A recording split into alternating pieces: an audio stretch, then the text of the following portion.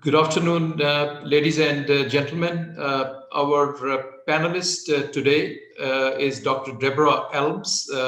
I'm very pleased to welcome her to this session. I mean, I have known Deborah for the last 5-6 years, and I was very impressed, by her presentations at some trade forums and textile and apparel fashion forums in China, in Vietnam, and so on. So she's very intimately involved in these trade negotiations, and I always found her views to be very thought-provoking and very candid. So she's been very much instrumental and part of the trade policy architecture in the Far East. So Deborah, we are very pleased to welcome you to this session. Thank you very much. I'm very happy to be here. I wish it was in person in any of those places you mentioned, but we can do this virtually from me in Singapore and your audience from wherever they are, I guess. Thank you very much. Well, Dr. Deborah Elms, she's a founder and executive director of the Asia Trade Center, which is a think tank focused on trade policy dynamics, negotiations, FTAs, and so on and so forth. And she has also an insight, into the trade dynamics, which have a deep impact on the textile and apparel industry, trade and investment, and rules of origin, etc. She's also the vice chair of the advisory board for the Asia Business Trade Association and several other, public and private sector institutions. So, Deborah, let me start by requesting you to tell us a little bit about your organization. Sure, thank you very much. So the Asian Trade Center here in Singapore does a couple of things, but all of it is about building bridges between companies and government on trade and trade policy in Asia.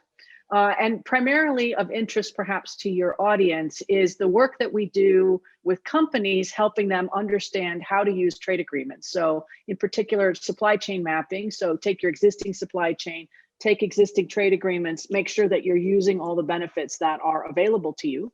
And in order for us to do that, then we, of course, have to get deep into the weeds of trade agreements. And part of that then helps us work with governments to explain what it is that companies are looking for in future agreements. So how do we make sure that we implement the existing ones well, and then how do we make sure that we apply business needs much more closely into trade agreement texts, schedules, et cetera, so that we end up building a better trade policy for everyone, including companies large and small. Great. Deborah, the second global textile conclave here, this is being organized by, the Confederation of the Indian Textile Industry, which is the umbrella body, representing, the entire textile value chain. So our audience today, I mean, we have a large global audience today, which is, listening to this conversation. And, we are very keen to, get your insight into, the trade dynamics and how these recent trade pacts will impact the investment and also the trade landscape in the coming years. And, particularly, we would be very much interested to know what impact would it have on, the Indian textile and clothing industry. So let me first ask you, in your opinion, what is the perceived impact of trade and investment in the textile and clothing industry in Asia, particularly from the two recent trade pacts, namely the RCEP and the TPP? I mean, are there some opportunities, and what risks do you foresee for India, Deborah? I think both of them present challenges for India. TPP is a challenge because, of course, India is in neither agreement. It was at one point in the negotiations for RCEP with 15 other countries, all 10 members of ASEAN, China, Japan, Korea, Australia, and New Zealand. India had been a part all the way until the end when they dropped down. There's the potential at some point for India to rejoin the RCEP negotiations, but for now, they're not part of it. The RCEP is waiting to enter into force. I would assume that about this time next year, it will be active, it will be live, and companies will be able to take advantage of RCEP benefits. And I'll describe what those are in just a second. On the TPP, or what is now called the CPTPP, Comprehensive and Progressive Trans-Pacific Partnership Agreement, India is also not part of that. The damage or the difficulties for India in CPTPP, perhaps a bit less in that the rules are challenging to use for textiles and apparel because they require what's called yarn forward, which means everything from the yarn in a garment through the fabric, weaving, dyeing, all of that, to the finished product need to be from within a CPTPP member country. And that is difficult even for existing members like a Vietnam to do because they don't have the complete value chain embedded in Vietnam at this point. And so even a Vietnam in the CPTPP has had difficulties using the textile and apparel elements of the agreement to facilitate trade in that sector across CPTPP members. So that one, I think we can talk less about, but the RCEP I think is interesting because it presents both real challenges for India and potentially some opportunities. So we have sort of two different mega regional agreements. India is in neither. That makes it difficult for India-based firms to participate, but Indian investment in member countries is covered. So if you know, it doesn't matter who headquarters your company, where you pay taxes, et cetera. It's about where in space do you make the thing. And as long as you have Indian investments in Asia, as an example, you can use the RCEP agreement. And secondly, there is also this related agreement, which went in force last year, and that's the Vietnam EU agreement. So, what impact do you think will it have on the trade landscape in the region, and particularly, what fallout do you expect on India? Will Indian companies be able to still export their, fabrics, for example, or yarn to Vietnam? You always have the ability to export or import without a trade agreement. That's everybody has that access. But what the challenge for your sector is that the tariffs on fabrics and apparel can be very high and can be quite high into Europe, the United States, even across Asia. We have many high existing MFN or common tariffs in place. Indian firms can still export fabrics and so forth to Vietnam, yes, where they could be embedded in products that are then shipped to the European Union. I think what the EU-Vietnam agreement does is it does put more competitive pressure on other textile and garment manufacturers in the region because Vietnam has received now significant access into the European Union, including in these otherwise protected sectors. So if I was a buyer in Europe and I had the option of buying from a manufacturer in Vietnam or a manufacturer anywhere else almost, I often would choose the Vietnamese one because they are likely to receive zero tariffs, which gives me an automatic cost advantage over all of these other textile and apparel producers, including, and let me just mention this one because I know firms are worried about Bangladesh, Cambodia, who currently receive everything but arms, preferential access into Europe, and they receive some GSP benefits into the US. Those benefits are a challenge often to use for firms because as the country gets richer, you lose those preferences. So you have to be a least developed country to get EBA or GSP benefits. FTA, a trade agreement benefits, doesn't matter how rich or poor your country is, you receive those benefits and they're not renewable. In other words, the everything but arms and the GSP benefits have to be renewed regularly in both Europe and the US. And there's always a risk that those will be removed or constrained or temporarily suspended. Whereas an FTA, once it's anchored in a trade agreement, it stays. So you don't have to worry about the risk of policy shifts. You should receive those benefits forever. So the bottom line of all of that is, if you had an opportunity to source a product from an FTA partner or a non-FTA partner, you would largely use the FTA partner. You have better pricing probably, more competitiveness, better certainty, and less risk. And so I think this is the challenge for India in particular, being out of most of these preferential programs. You have to be even more competitive in order to stay level with places of coming, textiles and apparel coming out of Vietnam, for example. Right. And one related question, India has already an FTA with some of the countries who would also be eventually members of RCEP. For example, what would happen to those FTAs? Would they continue to be valid and have their own independent status? For example, Korea? Yes.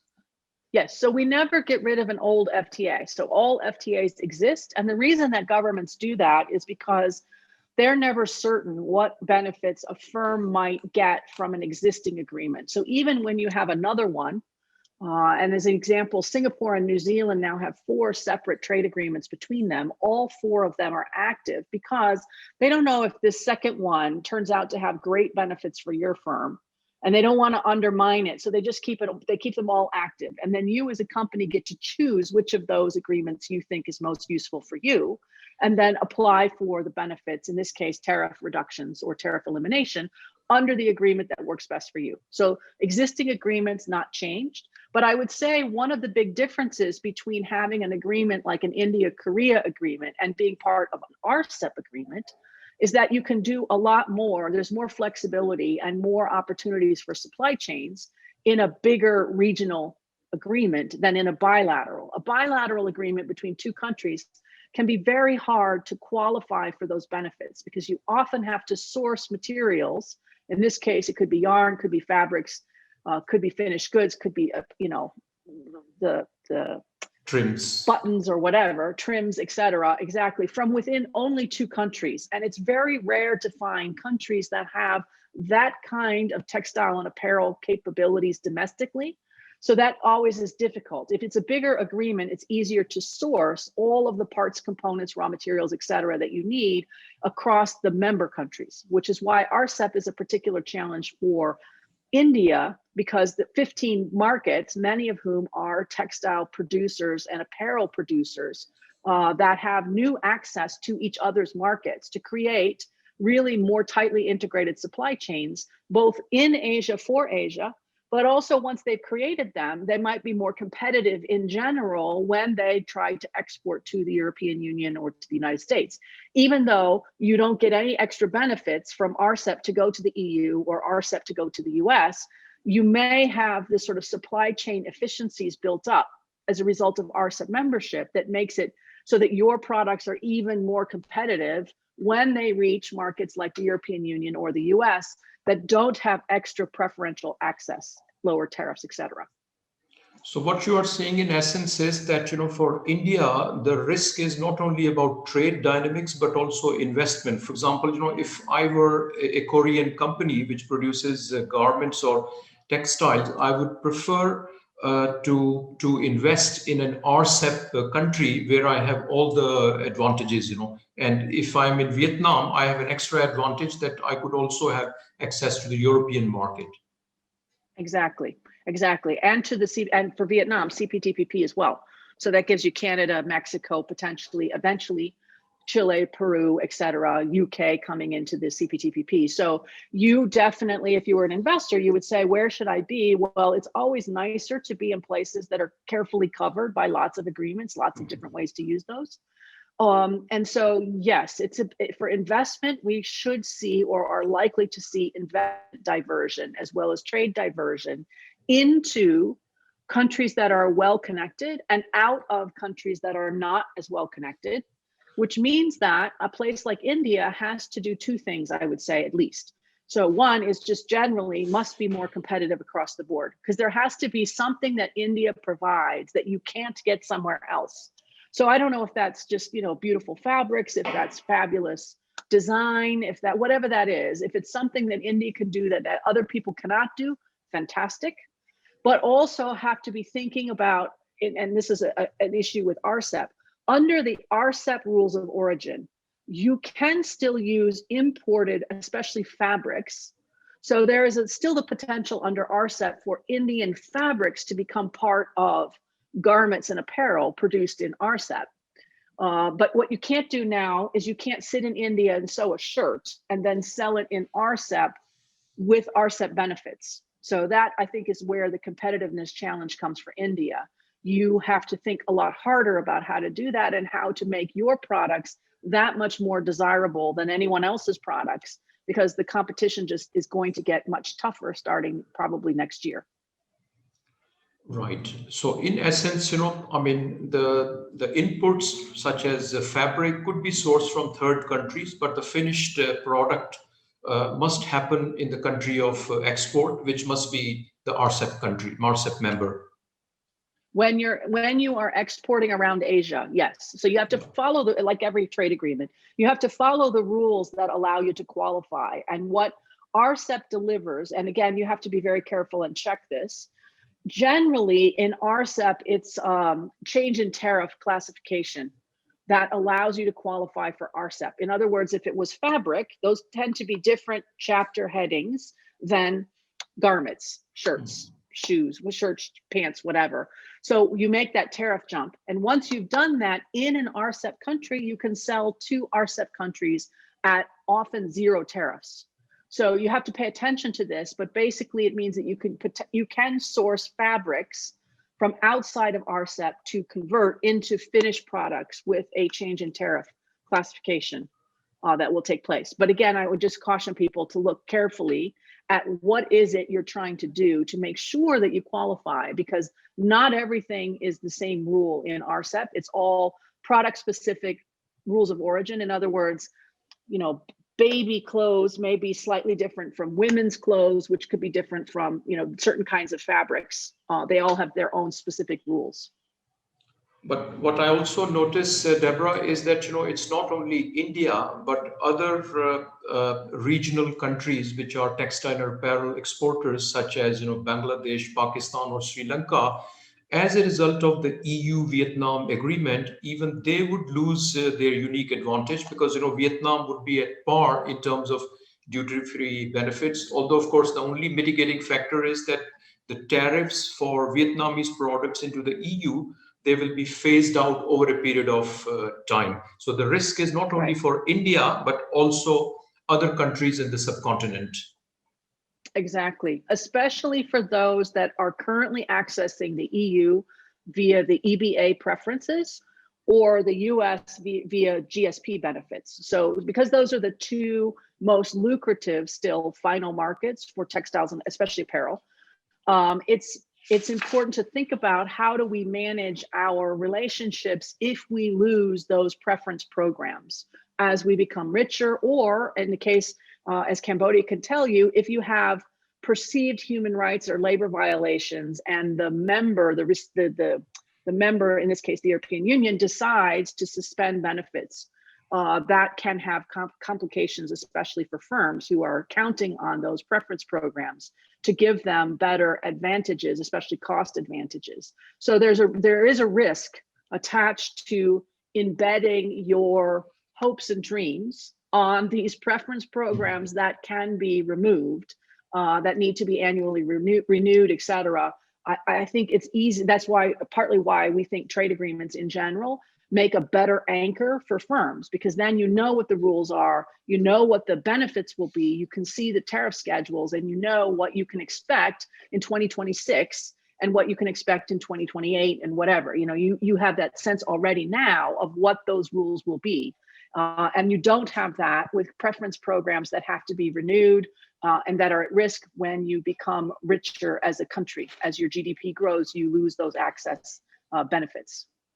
Right. Yeah, that's really great insight, and I think we will really need to take notice of that. And you know, the countries in the subcontinent, besides India as well, will need to see how to, you know, build on their intrinsic you know, cost advantage if they are not going to be part of these, you know, preferential trade clubs, so to say. You know, Deborah, Yes. we have some questions also from the audience which have come in, and you know, a few questions we have picked up. I would like to address a couple of questions to you, but you know, the most relevant one that has come in just now is the new US administration likely to revive interest in the TPP or its new avatar?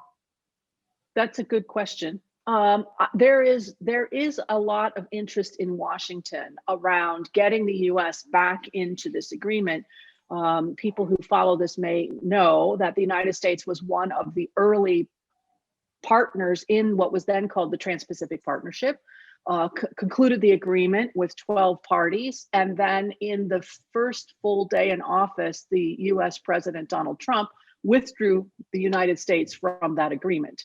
That has created lots of problems and lots of challenges for US companies trying to use or compete with TPP countries in the TPP markets: Japan, Australia, New Zealand, Canada, Mexico, Singapore, Vietnam. And there has been, over time, there has been more and more pressure on Washington to return to the TPP or CPTPP.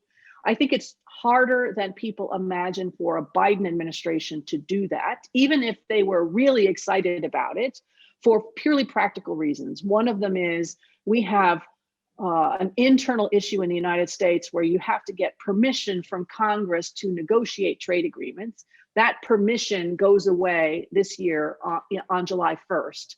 And so the Biden administration would have to decide they want to be back in the TPP, CPTPP as early as April 1st in order to give Congress enough time, or they need to have a fight with Congress over what should be in a trade agreement by July. And these are just difficult conversations. It's very early in the Biden's term. I mean, they just started.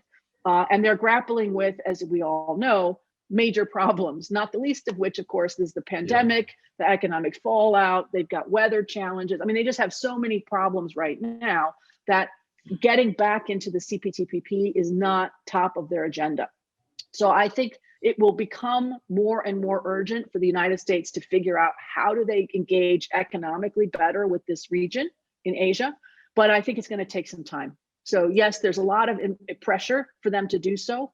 That pressure, I think, will mount, especially as the agreement grows, because the United Kingdom has expressed interest in joining the CPTPP. There may be other countries, Korea, for example, Taiwan's very eager, Thailand maybe. So we have more countries coming into this agreement. Pressure will grow in Washington to get back in, but practically very challenging to do. It's certainly in the next couple of 1-2 years. Right. And a related question, which is very important, for our audience consisting of, the international apparel brands and retail is, what is your sense about Biden administration's stance on the China tariffs? Do you expect a rollback, or is the status quo likely to remain for some time? It's we will quite continue a tough nut to crack. Yes, we will continue to have U.S. tariffs on Chinese imports for, I think, a very long period of time for at least two main reasons. So the first one is purely practical. That is money that is coming into the U.S. government. And once that money is part of the budget process, if you want to get rid of it, you then have to either raise taxes, raise revenue, or cut spending. And it's because this is quite a lot of money now coming in on tariffs, as your brands will certainly know because they're paying it. It's hard to undo that. So it's very difficult now to remove tariffs just because of they're sort of baked into the budget. But the second reason I think to expect them to continue, at least for a while, is that the Biden team will probably make adjustments to the tariffs, but they want to use them as a sort of negotiating point of leverage. As long as they exist, let's use them until we make sure we figure out what our relationship with China will look like and how we make that happen. Let's keep the tariffs in place, or keep most of those tariffs in place, while we have those conversations. So I think firms that are imagining that we will somehow eliminate the 25% tariffs on many goods, or the 10% tariffs, depending on what section you're in the near term, are likely to be disappointed, because I think those tariffs will continue for some period of time. Hopefully they will go away, because they're just a disastrous policy tool on so many levels. It's costing American consumers a lot of money. It's costing brands a lot of money. This is an unnecessary distortion in trade. I'd like it to go away, but I think it's just going to take a while. Right. Very interesting. Well, I wish we could go on and on, but due to time constraints, we have to complete this session here, Deborah. But thank you very much indeed for your insight. I think we are really living in blockbuster times when it comes to the tariff landscape, and it really is going to have a profound impact, on the global competitiveness of the Indian textile and clothing industry. So I think our policy makers will really have to take note of that and see, what could be done about it. But thank you very much, indeed, Deborah. I agree. Appreciate your insights. Thank you so much. Thanks so much. Bye-bye. Bye-bye. Good afternoon, ladies and gentlemen. I'm very honored to welcome our eminent panelists, and I have none other than Dr. M. Suresh Babu, who is a professor of economics at the Department of Humanities and Social Sciences at IIT Madras. Regarding Professor Babu, he's a prolific writer, and he has authored a series of scholarly works in the form of books, articles, and various other literature. Professor Babu, he's also a very inspirational speaker. I was highly captivated by his talks on TED, and I'll encourage those of you who have not watched him to also watch him in action. And of course, he writes, several times in leading newspapers such as the Hindu, and I keep track of his articles, and I felt, that he would be extremely relevant for our topic. Apart from, his interest in macroeconomics, Professor Babu's expertise lies in, analysis on trade and development subjects, and which is exactly the topic of our discussion. Professor Babu, welcome to this session organized by the Confederation of Indian Textile Industry to commemorate the second edition of the Global Textile Conclave. Let me ask you about, what is your perspective on, the emerging trade dynamics in Asia, especially through the recent trade pacts such as CPTPP, RCEP, and also more recently, the Vietnam and EU agreement. What impact do you think it will have in India, and specifically, on India's, position in the global value chain of textiles and clothing? Thank you, Navdeep, and it's my pleasure and privilege to be part of such an important event. I'm really honored to be a part of this event. I think there are a couple of things that we need to keep in mind when we start thinking about the changing global trade landscape. There are two things which I want to highlight here. One, RCEP, we have been talking about RCEP and we have been discussing about RCEP, and finally now we are not formally associated with RCEP. But it is an important consideration which we need to keep in mind, and the implications of that would be felt on the economy in the medium term, definitely. Okay. Why do I say this? I say this because there is a feeling that India would have really gained as a part of RCEP. That's one dominant thought. There is the equally dominant thinking that India would have really lost. The fact of the matter is, India's trade deficit with RCEP has really been quite high, and there is all probability that it might get more widened in the medium term if we were to really be a part of RCEP.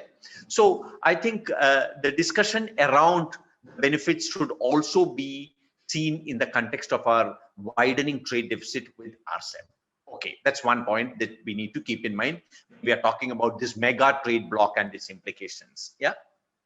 The second thing that we need to keep in mind is, we know that this entire change in global trade reconfiguration is to be dominated. I would use the word dominated by the developing economies.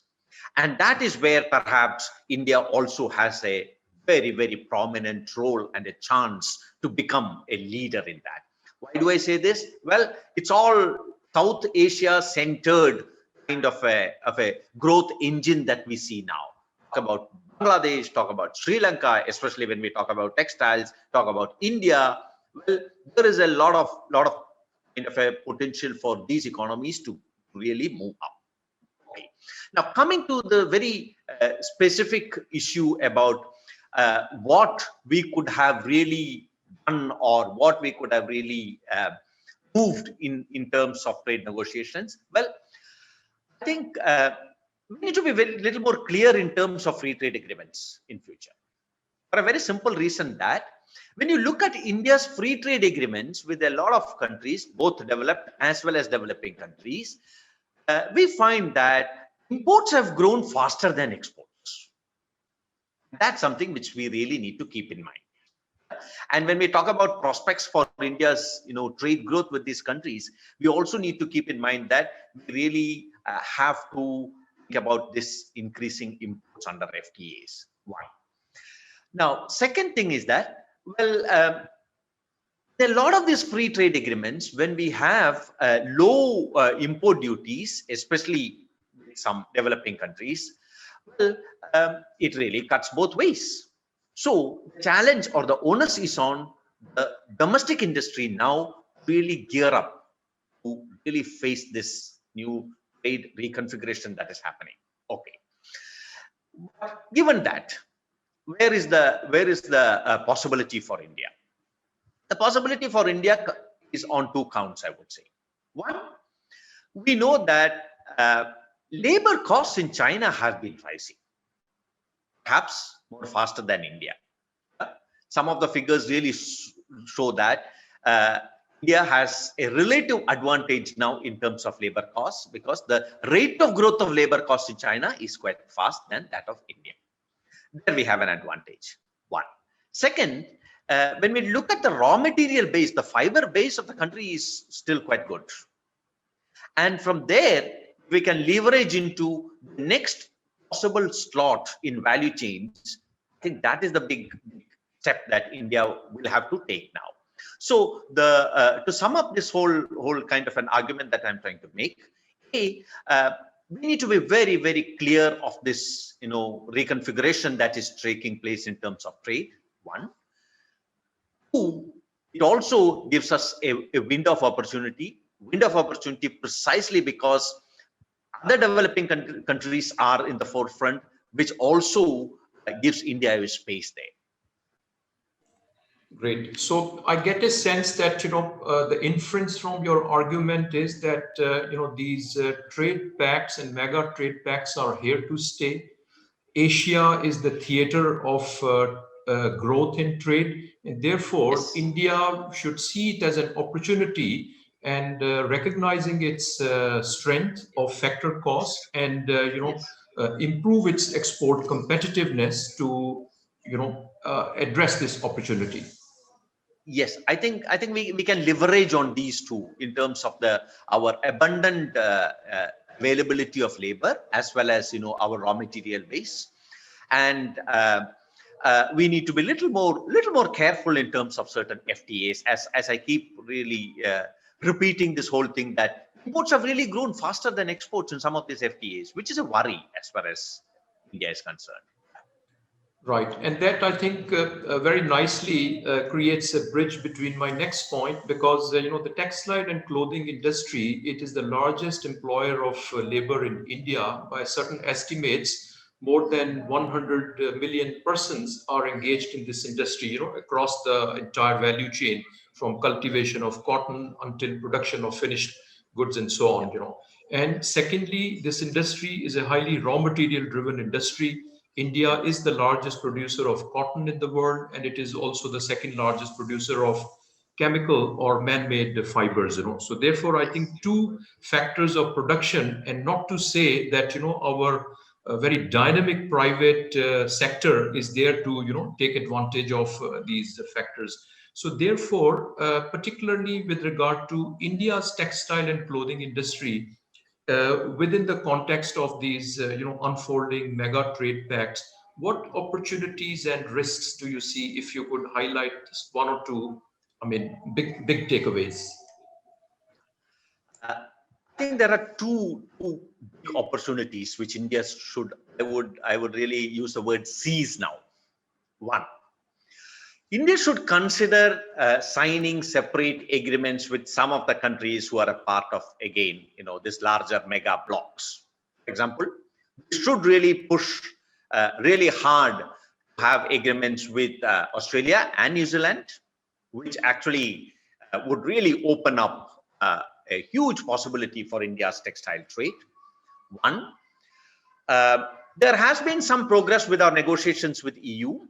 Yeah, as we keep telling, it's a long drawn negotiations. We can see some progress, and it is time that we really clinch that also. Third, I see an important possibility post Brexit now, because Brexit is also expected to pave the way for a trade pact with UK. So that's an important area where we could actually really seize an opportunity. And India is in a position now to sign a EECA with Australia, and that will again be a very important step. So I think these are the big kind of an opportunities that I would see. But I'm also optimistic that we can explore an agreement with the US, because US is still one of our biggest markets. With the change in administration there, perhaps there is a possibility that relations with China and the experience of US trade ties with China, US might actually give a little more space for India, which India should really seize. So I would say this is the biggest kind of a moment as far as textile industries is concerned in terms of the global environment that is really, see. Having said that, where is our problem there? The problem there is that there are still substantial non-tariff barriers. And these non-tariff barriers are preventing India's exports in several markets. Now, that is where we need to, again, harden our negotiation. Now, but when we look at these non-tariff barriers, again, tariff negotiations also have to really progress fast. Why do I say this? I say this because of a very simple thing that, well, we find that when we compare our tariffs with other developing countries, especially in the context of US trade, the average tariff of textile products faced by India in the EU and in the US are close to 5.9 and 6.2% respectively. But let's take some of other South Asian economies. Pakistan, 0 and 5.3 is the average tariff in terms of EU and US. For Bangladesh, 0 and 3.9. So we find that this is where we should also push for some major kind of deals with these economies and get the tariff lower on one hand. B, pushing for much more smoother access to market by reducing the non-tariff barriers, and that will open up a kind of a new market space for India. Okay. Now, when we talk of this, then there are 2 points that I want to highlight in terms of constraints which could really be there. One, I think we need to do a big push in terms of domestic infrastructure, and I'm very hopeful that the most recent budget announcements, would be a first or a big step towards that, because the textile parks, and there is a thinking that textiles could drive industrial growth in the economy, and that is a very, very good kind of a move which we see in recent times. One. Second, I would also really like to see much more skill content in the labor that is really going to textiles, for a very simple reason that see, when you look at the labor force in India, the residual kind of a labor force goes to agriculture, and just above the residual goes to textiles. When I talk of residual in terms of skill content.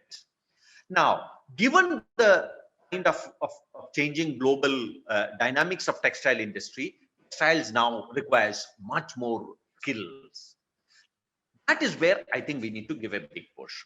So, there are 2 things. A, there is a kind of a window of opportunity that is coming onto Indian textile industry in terms of these new trade pacts which would come, and we should really push for that with Australia, with New Zealand, with Britain, and of course clinch the deals with EU as well as push with United States.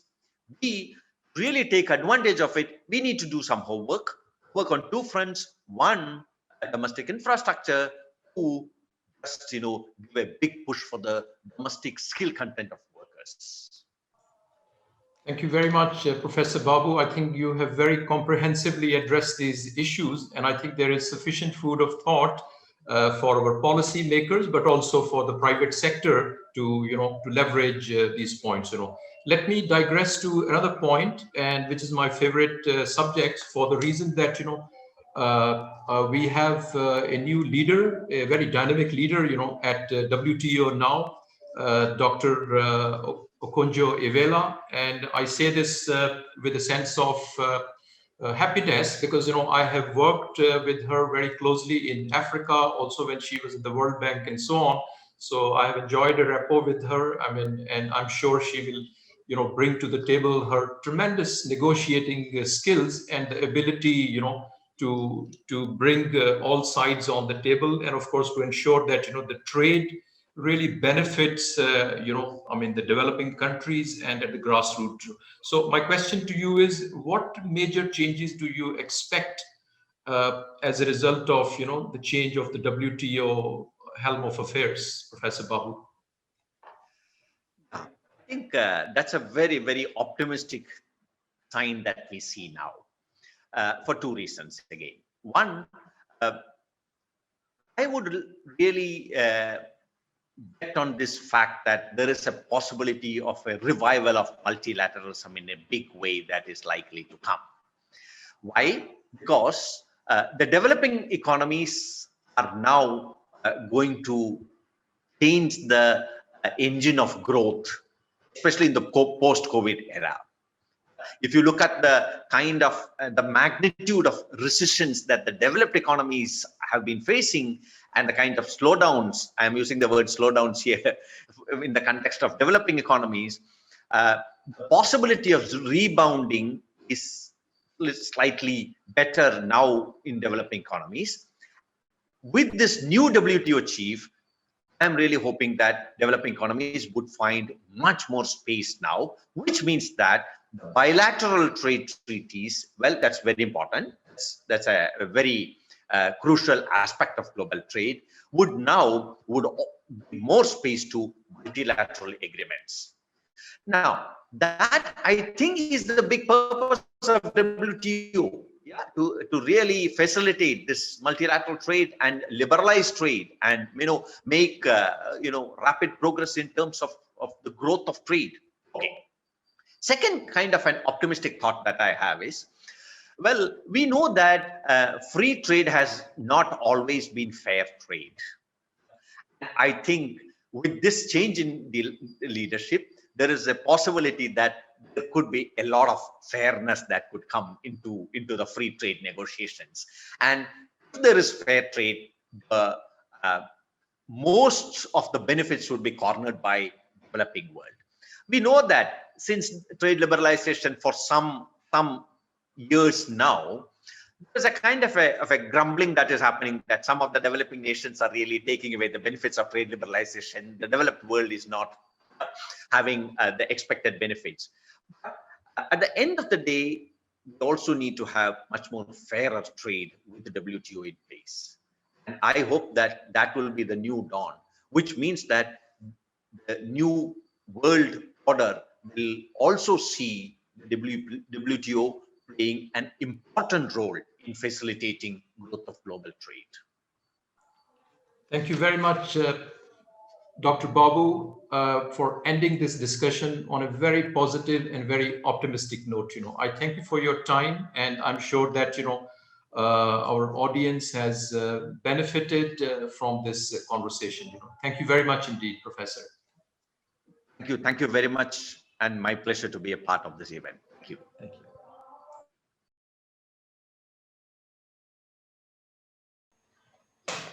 Good afternoon, ladies and gentlemen. Our distinguished panelist this afternoon is Dr. Saikat Sinha Roy. He's a professor in the Department of Economics at Jadavpur University, Calcutta. Dr. Roy's field of specialization is applied trade and development, among several others.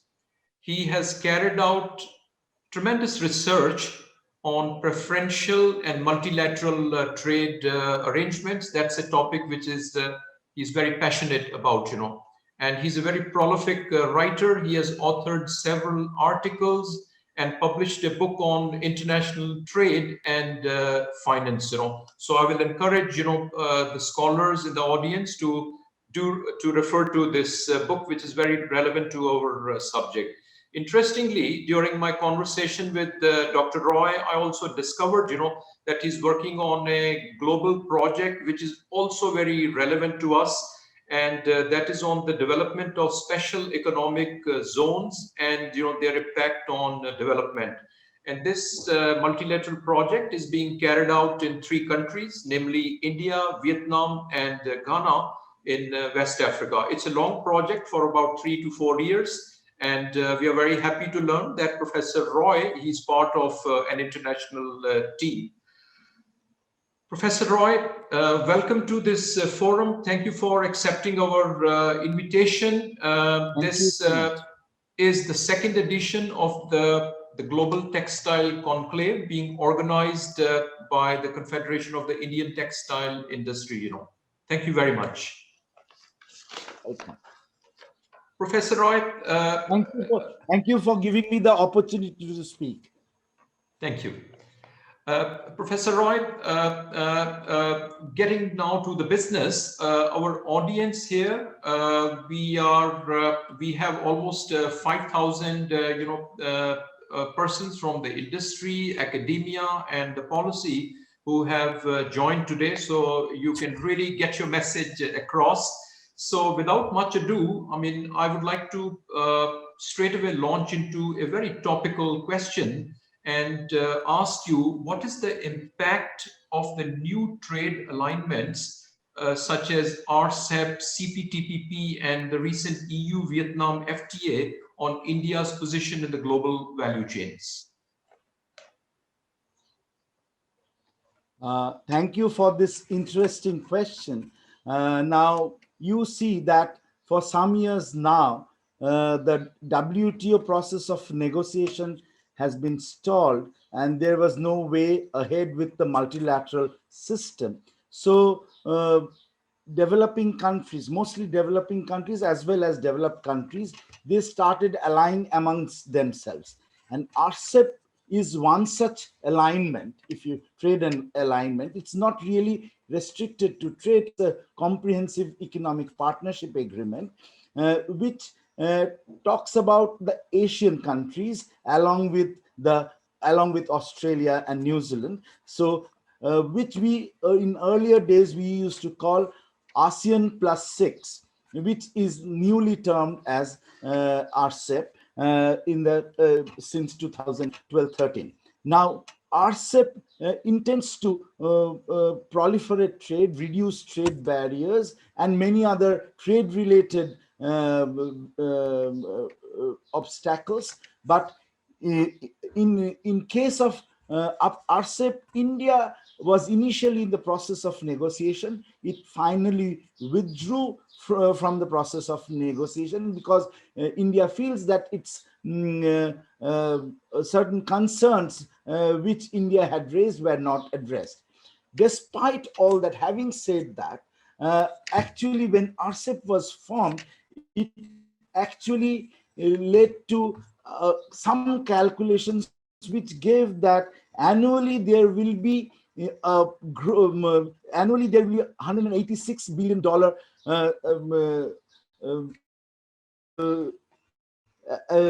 global income that will rise, and it could also add 0.2% to the economies within the RCEP. Now, India actually came out of this process, as I told you, but it was perceived that India would have benefited in the RCEP process, even though there are 2 major economies in the RCEP who generally actually do a lot of textiles trade, textile and clothing trade. One is China, the other is Vietnam. These are the two most prominent economies which do a lot of textiles and clothing trade. Now, the other agreements which you talked about, which you asked me about. One is about the CPTPP, and the other one is the EVFTA, European Union Vietnam Free Trade Agreement. They are also very important for India.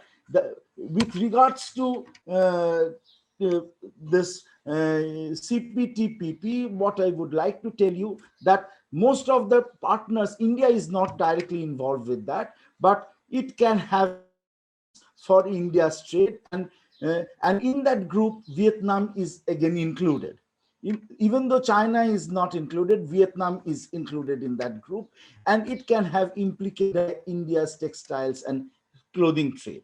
And the third one, if you see the EVFTA, there also Vietnam is trying to diversify its trade market. Its traditional trade market is the US, and then it trades with some Asian countries, but it's trying to diversify, get into the European market. And in the European market, if it gets into, if that deal comes as it goes on, there will be significant improvement in Vietnam trading with European Union, and there will be a lot of textiles trade that is happening. Even though it has not happened, the data which I have, has not happened till now. Now, India, if you position India here, where does India's comparative advantage lie? India's comparative advantage lie. India has, to remind you that India's share in total export share in India's share of textile and clothing in total exports is to the tune of 14.06%, and it has a comparative advantage in textiles and clothing. Now, but if you drill down India's export basket, then India tends to excel or has created a niche area, and not all through the value chain. India has not created a niche area all through the value chain from fiber to fashion. But what it has created niche area in cotton yarn, which is the basic thing. And then it has moved to some value addition, which is bed linen and furnishing textiles. Then it has, as regard textiles, it's up to this, but it has created niche area in non-knitted apparels, which includes men's and boys' shirts, suits and ensembles, women's or girls' suits, dresses and ensembles and blouses, and then knitted apparels, which are undergarments.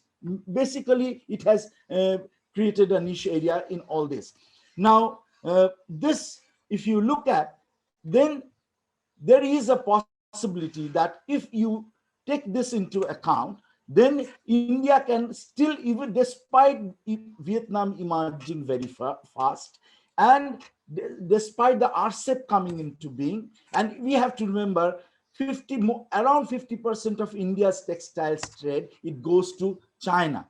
So if, as far as 2018 figures, so if India, even if RCEP, we agree to, even through disagreement, to join RCEP back and put our viewpoints in, India will immensely gain from textiles and clothing trade. So this is one thing that I want to highlight, that India, if it joins RCEP, it will immensely benefit, and that it will mainly come from China, which is the engine growth sort of within the RCEP.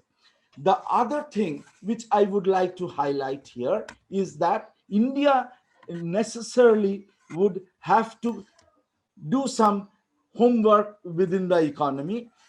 In India, the textile and trading companies, which can go part of your second question as well, that India, as part within its own economy, it has to do certain homeworks, and it has to negotiate with the rest of the world, so that if India doesn't enter, the trade diversion that takes place through all these regional grouping formation does not adversely affect India. India right now, even if India is exporting textiles and clothing to a very great extent, I'm sorry to say, and even if there is a lot of prospect, I'm sorry to say, in the global value chain, India does not figure much in the global value chain of by several stories that have come up, and several studies that have come up, and India should try to negotiate with these countries. India should negotiate with these countries, including the RCEP, so that it is able to get a place in the global value chain. Because all these are regional economic partnership except the EVFTA. And regional economic partnerships would not only restrict one to trade alone. There will be significant capital flows within these countries. Capital rich countries like China, Japan, Singapore can invest in textiles clothing trade with a buyback arrangement with India. That there lies immense opportunity. Technology can come from technologically rich countries to technologically poor countries or medium countries, including India, where you can actually, once global technology comes in through these agreements, then efficiency and productivity of Indian textile firms, which are mostly in the most of them are mostly in small and medium industries, that can improve because if technology comes in. The third thing, that global skills, the fourth thing, that apart from trade, capital, and technology, the fourth thing is global skills can flow from India to the rest of the these groupings, or from these groupings to, so there can be spillover effects and Indian textile firms can improve. So these are the benefits which one would say that if RCEP, we should not take them as threat. We should we should take some safeguards, but these are the positive spillovers one can get from all these countries.